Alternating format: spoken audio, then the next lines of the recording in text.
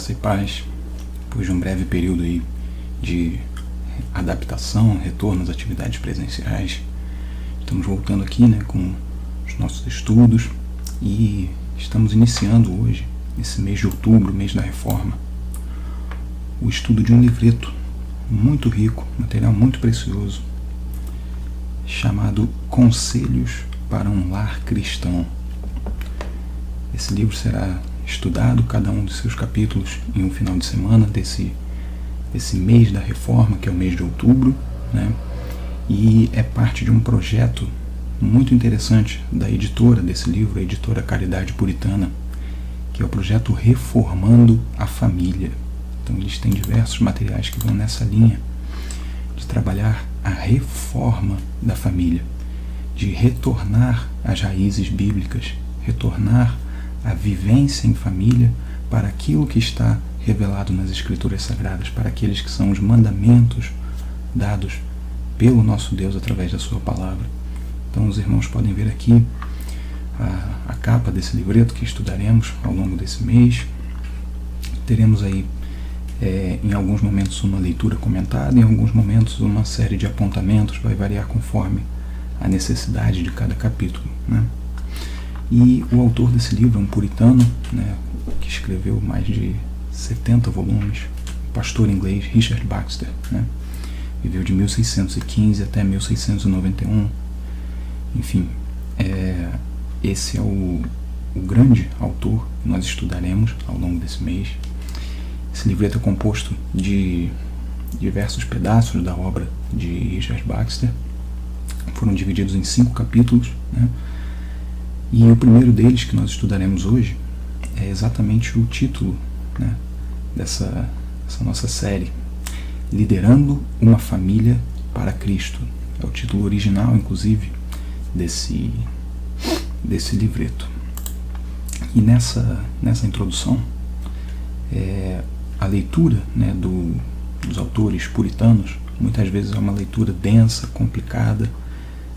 Às vezes é difícil compreender a estrutura, por conta de ser de um período antigo também. Você tem algumas dificuldades de compreensão, mas uma coisa interessante sobre esse material de Richard Baxter especificamente é que ele é bem estruturado, ele é bem dividido, organizado. Então a gente consegue aí ser capaz de organizar, de enxergar bem as ideias que ele expõe, E o primeiro capítulo desse livro, ele trata basicamente da necessidade de ter aptidão para liderar a família, E isso é interessante, que não é apenas o líder que precisa ser apto a liderar, mas também os liderados. Ele vai usar a palavra governo muitas vezes ao longo desse livro. Ele vai falar dos governantes e dos governados. É interessante porque tanto quem governa, a figura masculina de um pai, de um esposo, quanto aqueles que são governados, esposa, filhos, até mesmo servos, no contexto em que ele está escrevendo.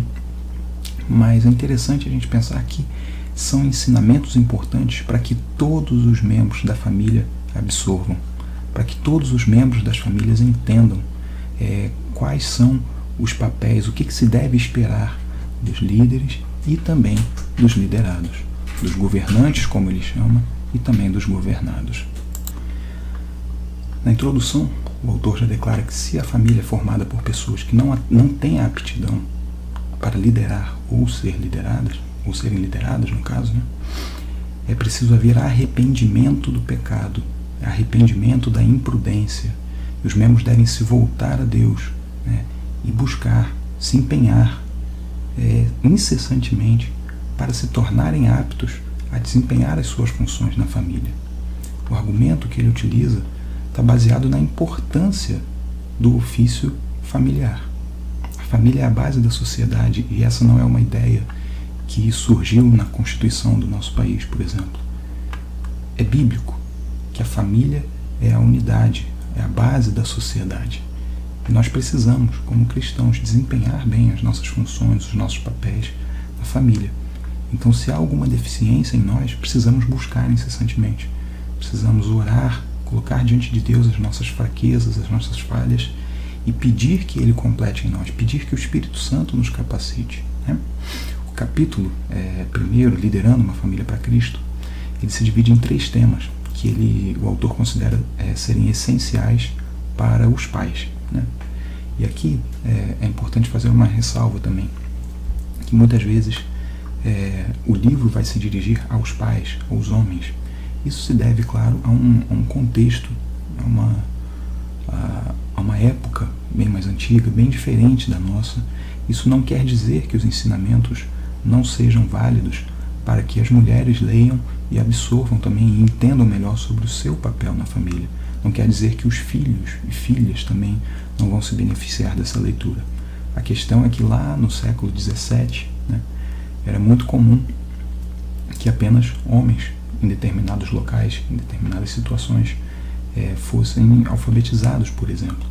Era muito comum que o homem, dentro da casa, ele assumisse o papel de se empenhar pela educação dos seus. Então ele era aquele que transmitia o conhecimento. Então não só esse tipo de literatura, muitos outros livros da época, né, eram escritos nesse formato de se dirigir especificamente a homens, né, a pessoas mesmo que culturalmente seriam aquelas que iriam disseminar as informações. Então, só fazendo essa ressalva mesmo, reforçando que é um material válido, importante para todos, né? E essas instruções específicas que ele coloca estão abarcadas aí em 3 temas que ele considera essenciais para os pais, para os governantes, para os líderes da família, para aqueles que têm a função de liderar uma família até Cristo. E essas áreas, né, esses temas essenciais são autoridade, habilidade e santidade. Vamos ver aqui as instruções específicas para cada uma dessas áreas.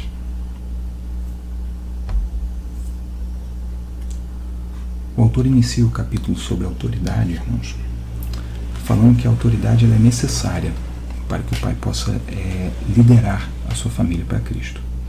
Ele vai fazer aqui uma distinção entre a autoridade que o homem tem, que o marido tem sobre a esposa, e a autoridade que ele tem sobre seus filhos, né? E ele deixa bem explícito, bem claro, que a autoridade sobre os filhos é muito maior, né? Mas ele ressalta que todas essas autoridades, essas diferentes autoridades aí, devem ser exercidas com amor. As palavras dele são essas: somente aquela autoridade que está vinculada com amor é indispensável para a sua boa educação e felicidade. Então, é essencial que a autoridade seja exercida, sim, mas sempre, sempre, sempre com amor. E aí, ele vai elencar as instruções sobre esse tema. E a primeira delas é a seguinte: a autoridade de pai é dada por Deus. A gente lê Romanos 13, né? Versículo 1, falando muito da autoridade civil, né? Dos juízes, dos reis, dos presidentes, príncipes, mas toda a autoridade vem de Deus. É isso que Romanos está nos ensinando, né? Isso que o apóstolo Paulo nos ensina. E a autoridade de pai sobre a família, ela também é dada por Deus. Então, a primeira instrução que ele deixa é essa: que a sua família entenda que a sua autoridade procede de Deus. Que você também entenda isso. Você é um homem, você entenda que você recebeu de Deus uma autoridade sobre a sua casa. Você é mulher, você é filho, você é filha. Entenda que o homem da sua casa recebeu uma autoridade que é dada por Deus. A segunda instrução, irmãos, é a seguinte: que quanto mais a sua vida manifesta, né, o caráter de Deus, através de conhecimento, através de santidade, inculpabilidade, ou seja, viver uma vida irrepreensível, maior será a sua autoridade aos olhos dos de casa. E aí ele dá um exemplo do Salmo 15, versículo 4, um salmo que fala sobre a integridade, né? Eles honram aqueles que temem o Senhor. Então a autoridade daquele que teme ao Senhor, daquele que vive uma vida santa, que busca agradar a Deus, ela é vista com bons olhos, ela é notada, ela é percebida e ela é respeitada pelos de sua casa. Terceira instrução, uma instrução prática sobre demonstração de debilidade. E aí a gente já entra numa dificuldade com os termos, às vezes, da leitura dos puritanos, né? E ele vai mostrar aqui, né? Ele fala da debilidade em paixões, ações ou palavras imprudentes. O que seria essa debilidade? Os nossos pecados, as nossas fraquezas, aquilo em que nós temos dificuldade, aquilo com que precisamos lutar constantemente. E aí ele diz, não mostre a sua debilidade. E aí você se pergunta, poxa, mas ele está orientando, esse pastor escreveu um livro orientando a pessoa a esconder os seus pecados, a manter aí o segredo da família. Não é isso. Não é nesse sentido de não mostrar. Da mesma forma que a segunda instrução mostra que você deve manifestar o caráter de Deus na tua vida, a terceira instrução é basicamente você não manifestar um caráter mundano. Você não deixar, não permitir que a sua vida seja tomada por ações mundanas, por palavras imprudentes, por paixões pecaminosas, como ele chama aqui, né? E aí ele vai falar, quaisquer expressões tolas e fracas, paixões inadequadas ou ações imprudentes são muito aptas em torná-lo desprezível aos olhos de sua família. A autoridade foi dada por Deus. Devemos manifestar o caráter de Deus nessa vida. E não podemos tornar essa autoridade dada por Deus em algo desprezível para a nossa família, né? A gente vê aí um encadeamento das ideias. Não são apenas frases soltas e sem conexão, né? Quarta instrução, meus irmãos, sobre a autoridade. Não perca a sua autoridade negligenciando o uso dela. Interessante como ele coloca isso. O exemplo que ele dá é que quando o homem permite que os filhos tomem a posição de liderança, né, mesmo que seja algo temporário, o governo dele, a autoridade, se torna uma autoridade simplesmente nominal. Não tem mais efeito, não tem mais validade na prática. E aí ele diz que uma conduta que ela seja equilibrada, né, entre um rigor, né, imponente, ou seja, que você impõe autoridade, mas ao mesmo tempo você se sujeita de maneira suave, sem contudo perder a autoridade, é o que ele argumenta que vai preservar ao máximo, né, o desprezo da sua família. Então, a conduta, né, que fica ali no meio termo, ela precisa ser muito, muito bem reavaliada, como é o título desse projeto, né, reformada. Você fica aí como a palavra de Deus vai nos mostrar lá em Judas, né, a nuvens sem água, impelidas pelo vento. E aí a argumentação dele é exatamente essa.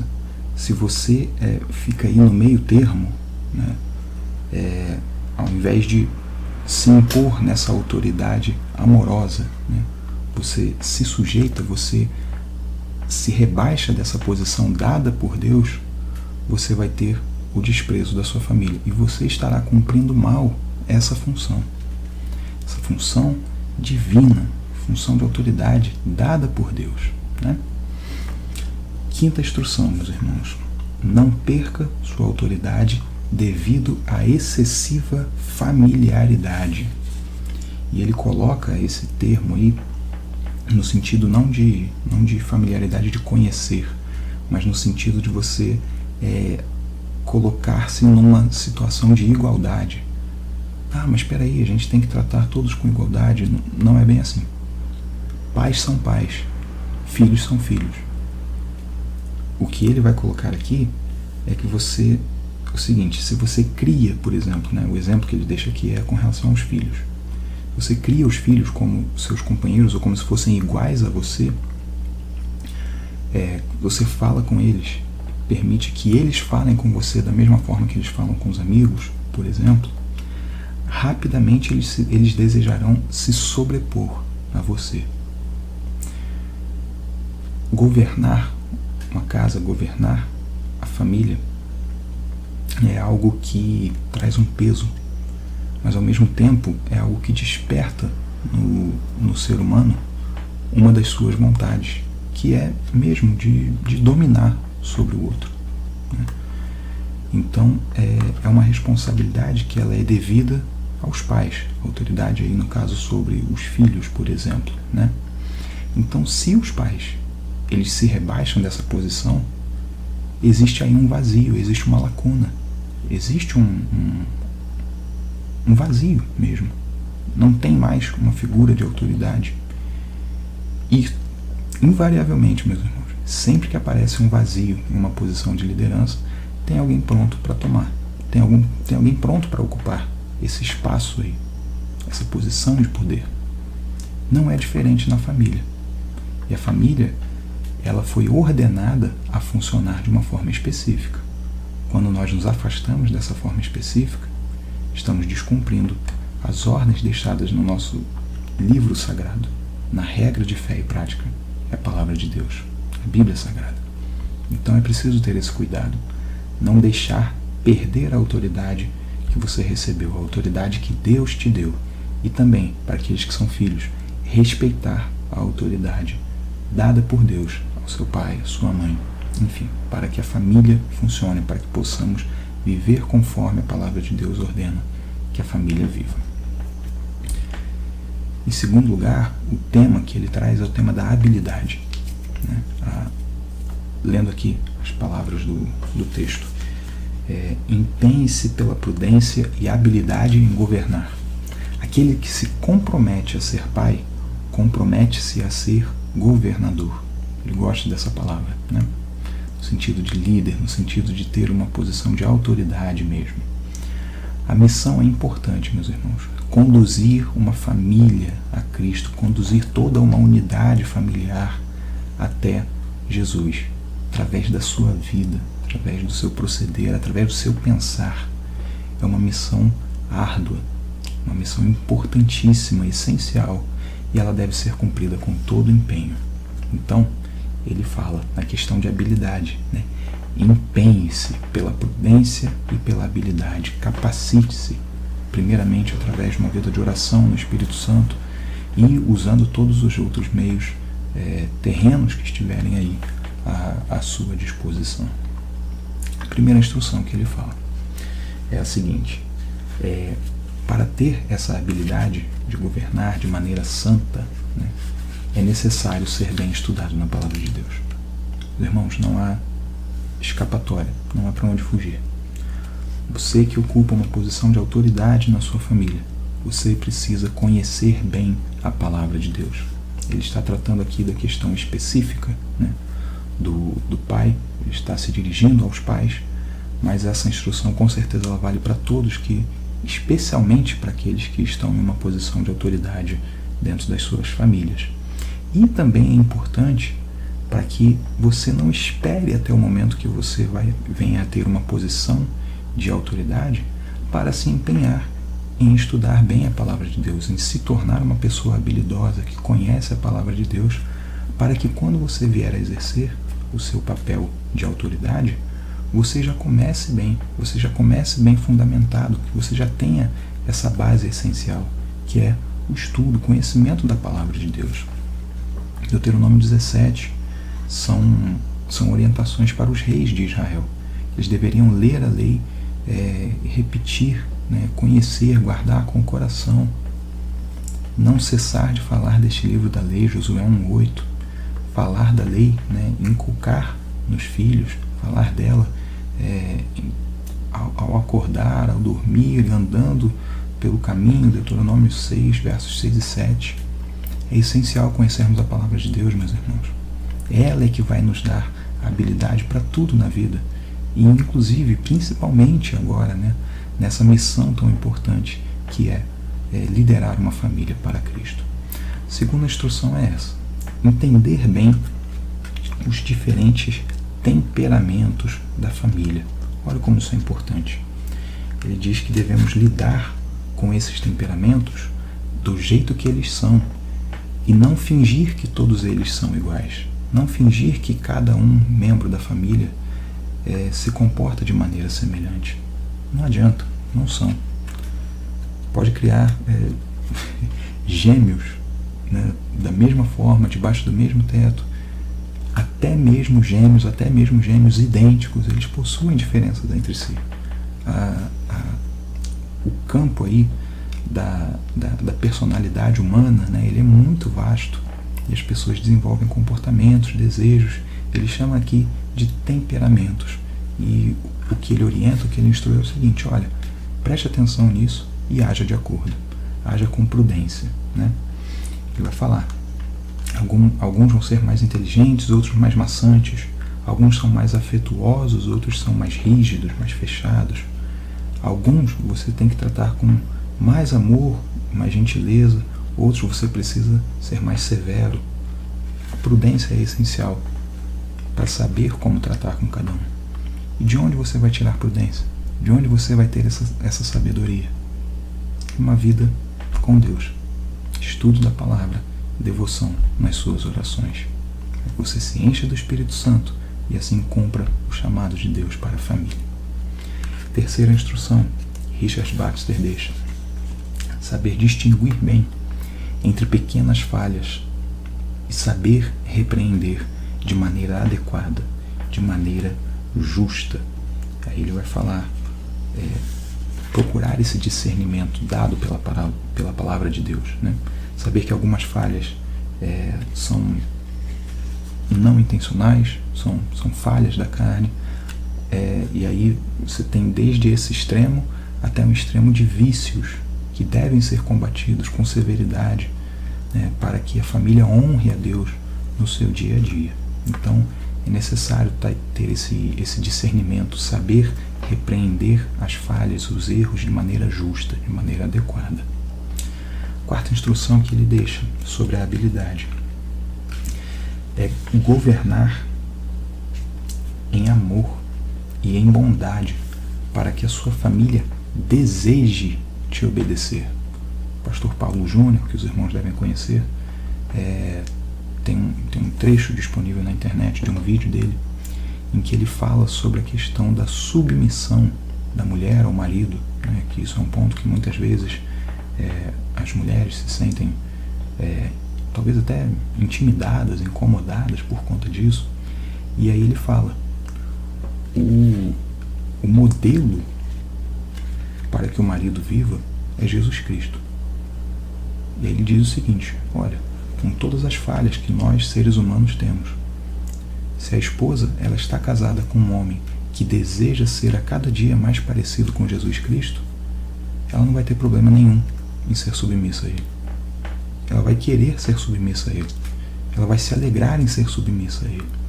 E aí essa é a mesma ideia que Richard Baxter está colocando aqui, mas em um contexto até um pouco mais amplo. Aquele que tem a posição de autoridade dentro da família, que tem alguma posição, alguma capacidade de governar, ele deve fazer isso da maneira mais amorosa e bondosa possível, de forma que a família se agrade dessa autoridade, se alegre com essa autoridade e viva bem, e viva nesse amor, nessa bondade, através da aplicação amorosa e bondosa dessa autoridade. Isso daí é um ciclo virtuoso que o pessoal chama, né? Vivendo dessa maneira você alimenta esse comportamento, essas virtudes familiares. Você alimenta e aumenta o alcance e a aplicação, e a tua vida em família vai manifestar tudo isso.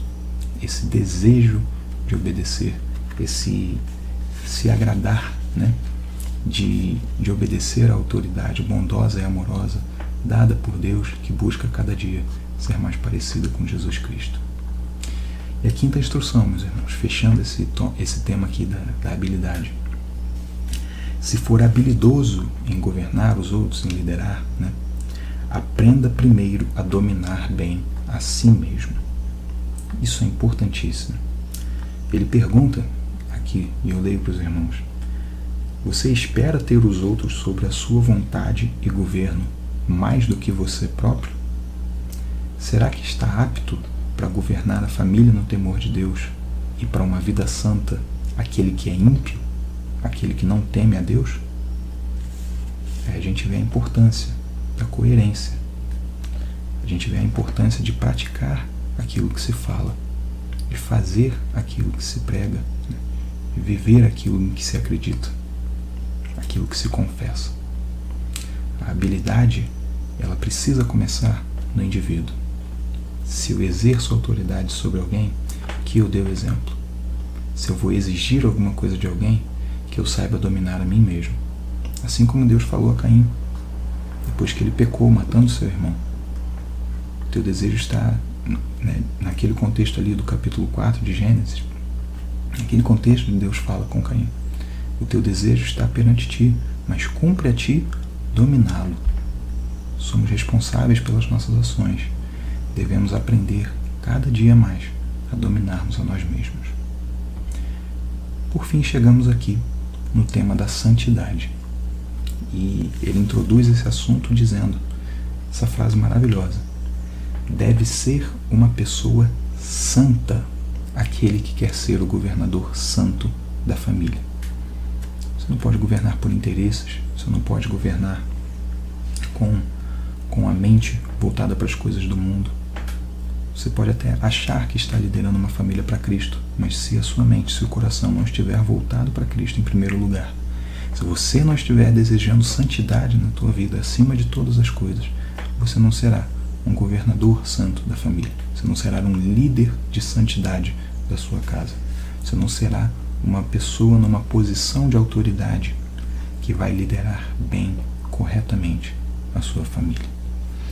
E aí ele traz, nesse contexto, as 4 últimas instruções desse primeiro capítulo. A primeira delas é: certifique-se de que as almas dos da sua casa sejam sujeitas a Deus. É muito importante isso. Da mesma forma que Jó, ele orava, oferecia sacrifícios a Deus por ele, por seus filhos, suas filhas. Da mesma forma, é preciso ter certeza de que as almas dos da sua casa, elas estão vivendo em sujeição a Deus. Que elas estejam inteiramente sujeitas a Deus. E olha só, que obedeçam com mais precisão às leis de Deus do que obedeçam às suas próprias ordens. Olha como é importante isso. Reconhecer que a autoridade, ela vem do alto. A santidade, talvez ela comece por aí, reconhecendo quem Deus é, reconhecendo que Ele nos deu uma posição de autoridade e que por isso eu devo liderar a minha família, devo exercer a autoridade que Deus me deu, seja ela qual for, de maneira santa, de maneira que eu vou levar os outros da minha casa cada vez mais próximos a Deus, para que eu tenha certeza que eles amam a Deus acima de todas as coisas. Segunda instrução: deposite os seus tesouros no céu e se alegre na glória de Deus. Para que você vai? De que você vai ganhar? Você exercer uma autoridade que só massageia o seu ego, só faz bem para você. Não, meus irmãos. Liderar uma família para Cristo é um trabalho penoso, mas é um trabalho glorioso, que dá glória a Deus, dá glória ao nosso Senhor Jesus Cristo. Isso deve nos alegrar, se nós somos pessoas que buscam santidade na nossa vida. Nós somos pessoas que desejam agradar ao nosso Senhor. Por isso, os nossos tesouros não estão aqui na terra. Os nossos bens maiores estão guardados, entesourados lá no céu. E a glória do nosso Senhor é a nossa alegria. Terceira, penúltima instrução é a seguinte. Vai muito nessa linha que temos visto nas 2 últimas instruções, Que a autoridade de Deus na sua família seja mantida de maneira mais cuidadosa do que a sua própria autoridade. Ser um bom líder da família, liderar corretamente uma família para Cristo, envolve você fazer com que Cristo seja mais amado pelos seus, até mesmo do que você. Envolve que você ame a Cristo mais do que você ama a sua família, a ponto de que você os queira levar para Cristo. Que você reforce a autoridade, o amor que deve ser sentido por Deus, com muito mais empenho do que o amor que deve ser sentido por você mesmo, do que a sua própria autoridade. Ele diz essa frase aqui: a honra de Deus deve ser a maior em sua família. Olha que frase impressionante, meus irmãos. Que coisa mais bela, né? Por fim, chegamos aqui na quarta e última instrução que eu leio para os irmãos diretamente do nosso texto aqui, do nosso livro.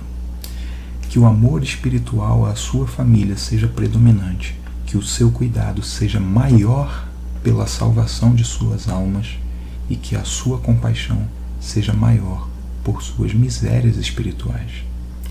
Escolha por você mesmo e por eles a melhor parte. Ele deixa a referência de Lucas 10, versículo 42, e aqui nós encerramos o estudo do nosso primeiro capítulo do livro desse mês de outubro. Tá bem, meus irmãos? Voltamos na semana que vem. Já deixamos a indicação também desse livreto da editora Caridade Puritana, material excelente de um projeto importante de reforma da família, muito propício para o mês em que estamos vivendo. É uma excelente opção de presente também para aqueles que desejarem adquirir. É só buscar nas redes sociais, a gente deixa os links aqui.